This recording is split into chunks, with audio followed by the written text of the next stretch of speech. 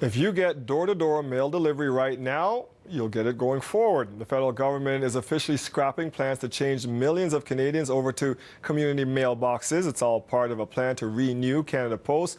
Let's head back to Matt Selassie live in Oakville for us tonight. And Matt, the door-to-door delivery won't be cut, but community mailboxes like the one behind you aren't going anywhere. That's right. There were about 800,000 households that had to make that switch. They were getting door-to-door delivery, and then they had to start using these community boxes, and nothing is going to change for them. But for everybody else that was getting door-to-door service up until now, that will continue. That was part of the announcement that the Public Services Minister made today. She also talked about the future of Canada Post and encouraging Canada Post to focus on things like parcel delivery, because that's something that's doing really well, and also encouraging Canadians to use the service to send money to family and friends across the country.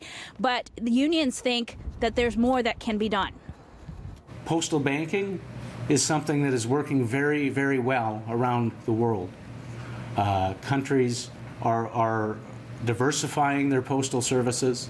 We think that's what Canada Post needs to do. We know we can deliver more accessible banking services, broadband, and more to communities solely in need of these services, which we certainly inform the task force of. We have 615 Indigenous communities across this Canada that have a corporate post office, but only 54 of those communities have banking services.